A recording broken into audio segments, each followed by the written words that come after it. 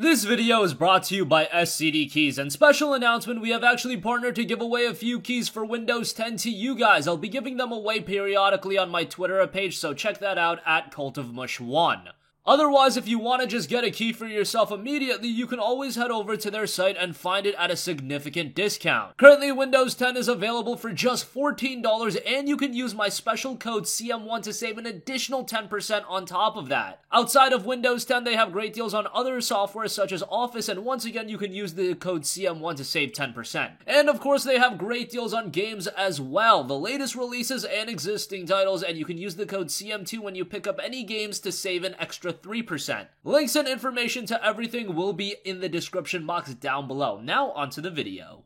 Hey, what's going on, guys? Mush back at it with another video. Got a lot to talk about in this video. We have some details on AMD's new GPU, the Radeon RX 590. This isn't going to be a world beater of a GPU, and there's actually been some negative criticism attached to this GPU because of the pricing. However, if you actually take a deeper look, this RX 590 is an incredible value, and it really comes off with the fact that it is also including a blockbuster launch bundle, and I'll go over all of that. We've got some early performance numbers, and the overall value you get out of this GPU I just think is insane. Also, we have some details about Starfield and Elder Scrolls 6, Bethesda's upcoming games after Fallout 76. Fallout 76 just released. However, it has been hinted that Starfield and Elder Scrolls 6 next generation Bethesda open world titles will be using the same engine as Fallout 4 and all of their recent open world games going back to Morrowind, and that has disappointed some people. I'll give you some insight on that and try to come at it from an objective point of view. Also want to go over a pretty solid Humble bundle that's available right now. Not a fantastic bundle, but a pretty good one, and I want to round out the video by taking a look at some recent game releases. A couple of very exciting titles have been released. One of them I just mentioned a little while ago, but we'll get to that at the end of this video. First of all, the AMD RX 590 will be released very soon, and right now the suggested price for the GPU is around $279. Chances are it'll be a little bit higher than that. That's where it's going to start off at. But let's say it's around $289. I think finding a 590 for around $289 is going to be pretty regular.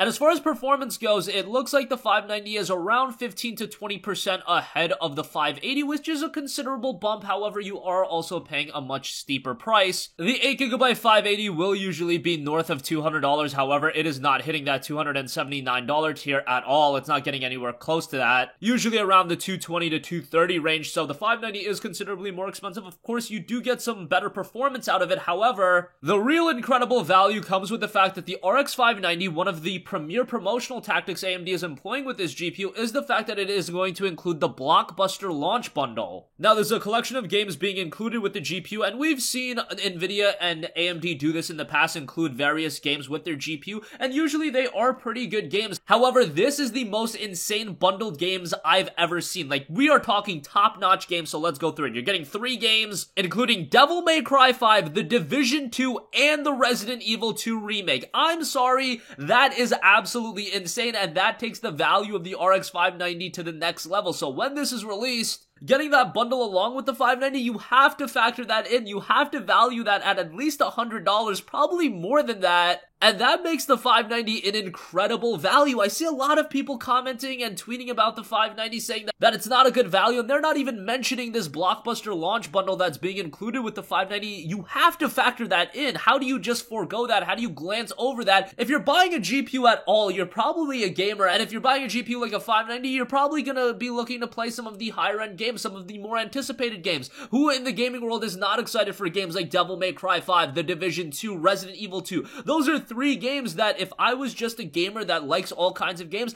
I would be interested in all 3 of those games. Would they necessarily be games that I would drop $60 on each? No, but you have to factor in the value of those GPUs with the 590. Now, it's not clear whether or not this will be exclusive to the 590. We just do know that the blockbuster launch bundle will be bundled in with the 590. I highly doubt it's going to be bundled in with the 580 as well. That would just seem so insane. Because the 580, you can find 580s for like $220, maybe even a little bit cheaper than that, and then to include these 3 games with that, that just seems a little bit too ridiculous to me. However, hopefully we get some clarity on that very soon. We do know they're going to be bundled with the 590, and I really think this could be a sleeper hit in terms of a value GPU for the holiday season. Honestly, looking at all of the GPU options for the holiday, I wasn't seeing any clear-cut favorites. But the 590 being bundled with these 3 games, I think that is a winner. Now, these 3 games are unreleased. Resident Evil 2 is set to be released at the end of January, and I believe both The Division 2 and Devil May Cry 5 are set for a March 2019 release. So yes, you don't get access to the games right away. However, you are going to get them, and it's just foolish if you look at the 590 and you look at that $279 price tag and you don't factor in the launch bundle. A lot of people are doing that, getting games like Devil May Cry 5, The Division 2, and Resident Evil 2 the remake, a game that so many people are excited for. That has to add value to the overall purchase. So yeah, that could be a sleeper GPU, could be an awesome value. I really want to monitor how the pricing does work out when it's officially released, because while it is listed at $279, we do know that MSRPs and suggested retail price,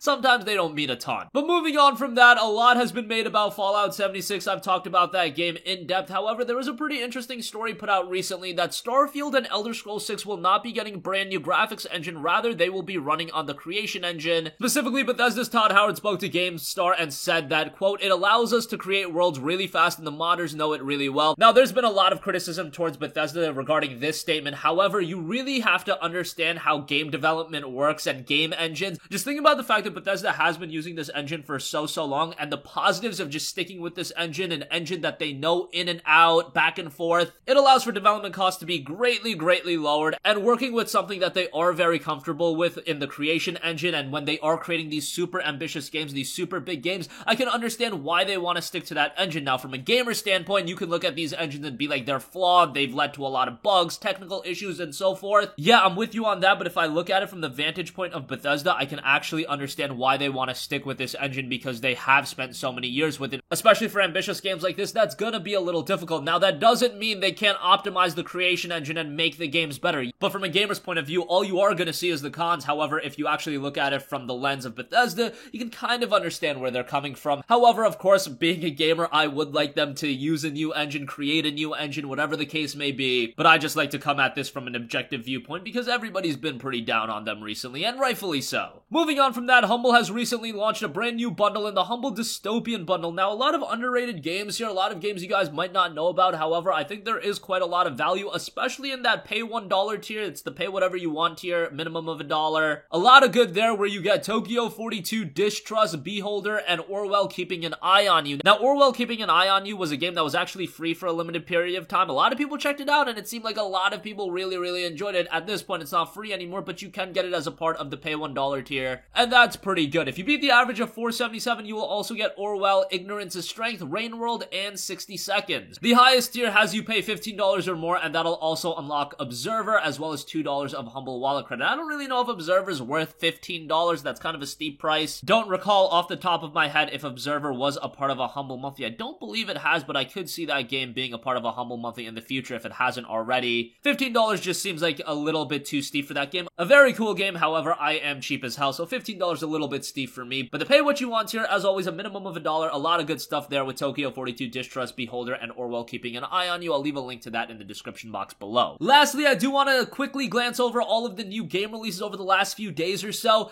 Hitman 2 was released to not a lot of fanfare. Hitman 2 is the follow-up to 2016's Hitman title. This time around, it's not an episodic release. Kind of surprising how that game is getting very little love at this point. I think it is because the game was sandwiched between the release of Red Dead Redemption 2 and Fallout 76. I should let you guys know that you can play the prologue absolutely free, but I do believe you have to own the 2016 game in order to play Hitman 2, the prologue. Check it out for yourself. But yeah, that was released. I don't know how many people are going to be dropping a full $59.99 on it. I don't think that's the kind of game gamers are clamoring for to pay $60 on. I've mentioned it before. There are very few games these days you can price at a full $59.99 for the PC gamer, and I just don't think Hitman 2 was one of those games. Not a knock on the game, it's just very few games really reach the caliber of warranting $60. Also want to quickly mention that Thronebreaker: The Witcher Tales, this game was announced for quite a while. We knew that it was coming to GOG, but it was also quietly released on Steam, so the game did end up coming to Steam. It was released on November 9th. It was priced at $29.99. A pretty cool game. Originally was to be the single-player campaign for Gwent the Witcher card game. Became its own expansive experience, and CD Projekt Red made it its own game. The reviews have been rather good. Haven't played it myself, but It combines a lot of different mechanics, elements of the Gwent card game, storytelling elements, adventure elements. So if you're a fan of the universe of The Witcher, that's something to look at as well. IGN did score the game a 9.4 out of 10, so take that for what you will. And of course, Fallout 76 was released today. The game is live for everyone. The game is also getting absolutely bombed on Metacritic right now by user reviews. I think that's kind of whack. Those user reviews, chances are you didn't even play the game to a large extent and you're just going on there and spamming zeros for the game. If you dislike the game, fine, don't buy the game, but you don't have to act like you played the game and then score it a 0, because let's be real, there are very few games that actually warrant a 0 review score. But if you look at the Fallout 76 user reviews on Metacritic right now, there's a bunch of zeros there. I've been very critical of Fallout 76. This is not a game that I was as excited for as I was, say, 5 or 6 months ago, just based on everything Bethesda put out about it. However, I'm not going to go out of my way to put zeros on the review page. It is a game that I will be checking out very soon. Bethesda was gracious enough to hook me up with a copy of the game, so I'll check it out for myself. You guys will hear more analysis from me. And that's going to wrap up this video, guys. If you have a request for a future video, you can leave that in the comments section down below. As always, thanks for watching, and I'll catch you guys in the next one. Peace out.